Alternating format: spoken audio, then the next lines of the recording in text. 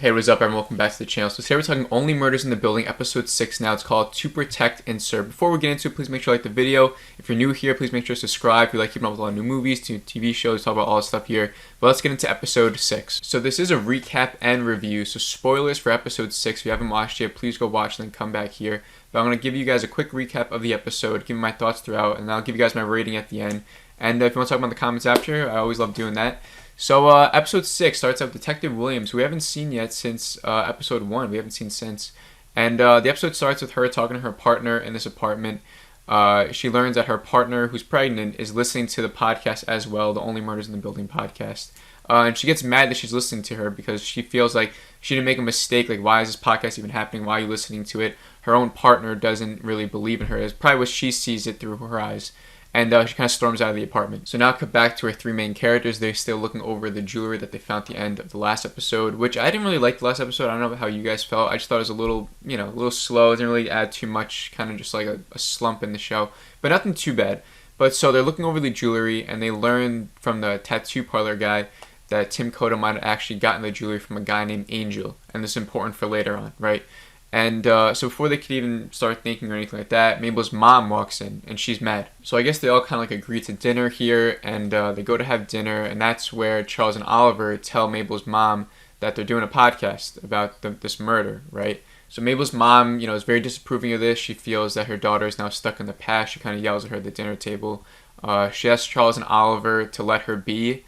Mabel thinks her mom is actually right, and she decides to leave the podcast. This whole scene I actually thought was pretty good. I was actually very engaged with this. I was taken back. I was kind of surprised.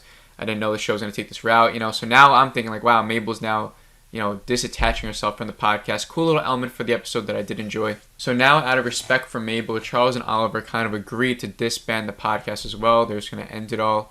That is until they get a text from their sponsor, Teddy, and he kind of invites them over and shows them that their name was dropped. The Only Murders in the Building podcast, the name was dropped on Jimmy Fallon primetime show.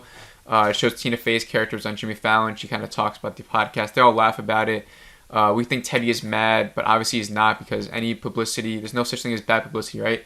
It's all good publicity. So now their name was out there on Jimmy Fallon. So they're going to get all these new subscribers, and Teddy agrees after he says his whole spiel about his background and stuff like that, which may be important for later on. But I don't think anything really was important there except give us some more background on his character.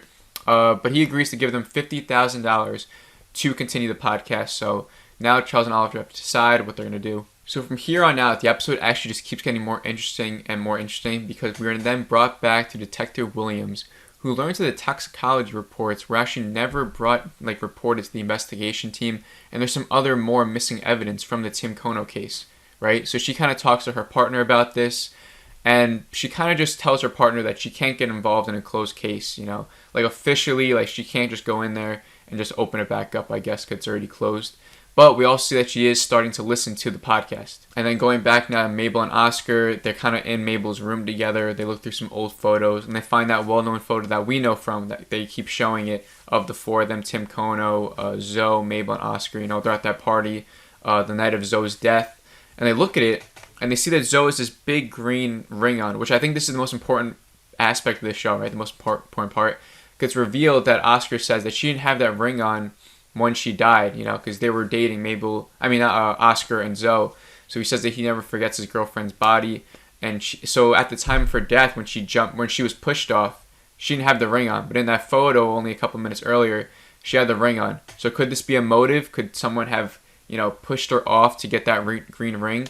That's what it led to believe. And I'm kind of on that trend now. I think I'm sort of on board with that idea that maybe Zoe was killed for this ring. Maybe Tim Kono pushed it off because he needed it back or something. But we'll talk about that after. Let's keep going through the episode. So Oscar pretty much just says that he doesn't want to get all sad or whatever. So this just leads to Mabel and Oscar kissing, solidifying the romance between them.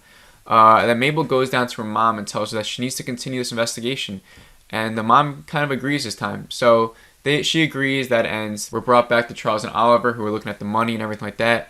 And they see the check is from Angel Incorporated, right? So now, as we knew earlier, the jewelry, Tim Kono may have gotten the jewelry from someone named Angel, right? So now they're thinking this guy named Teddy, the sponsor, right? He made the check out from Angel Incorporated. Could this be the same angel? Could Teddy be the angel that we saw in the earlier beginning of the show? So before they can even get their minds wrapped around that, Mabel comes in, she kind of apologizes, and reveals that someone left Tim Kono's phone at the front desk for her, which was Detective Williams. Obviously, right, we saw her put it into the envelope earlier. And so then they all kind of agree. Charles and Oliver tells Mabel about Angel Incorporated, and seems like Teddy, their sponsor, will now be the prime suspect of next episode. So I have to say, I enjoyed this episode a lot, especially after the last episode. I just thought it just wasn't as fun or as good. The comedic elements weren't there. We weren't really unpacking, furthering the mystery of it all, really, until the very end with the jewelry stuff. So this episode, we got so many new things. The green ring, I think, is really important. It adds a whole new motive or layer to this story, especially with Zoe now coming more into it. I think the whole Mabel leaving the podcast thing was an interesting element. Teddy is the sponsor. Obviously, I don't think Teddy is the killer. I just don't think we're at that point in the show where we know who the person is. It just seems like every episode, whoever the focus is, by the end, we're checking it off the list. But Teddy seems like more of a believable suspect than, Sting. The whole Sting episode I did enjoy too, but it was like the whole time, that my only negative with that episode was that we knew it wasn't going to be Sting. It was just obvious, so it's like nothing really came off as believable or anything too high stakes. For this, I think Teddy's a more believable suspect than Sting or anyone else we've seen so far. So I do enjoy that. One thing I want to note out, this is a theory that you might not have heard about. Just something I want to throw out there. Mabel, right? Every time we see her, she has expensive jewelry on, or it looks like expensive jewelry on, right? She got these like blatantly big gold rings. She's got always like just good jewelry rings on. I'm not saying Mabel killed Zoe or Tim Kono, even though they might still go that route. I just want to throw that out there, that maybe she's connected more into this jewelry thing than we thought. But also, like, why would she even get involved, like this involved then, if she was already so involved?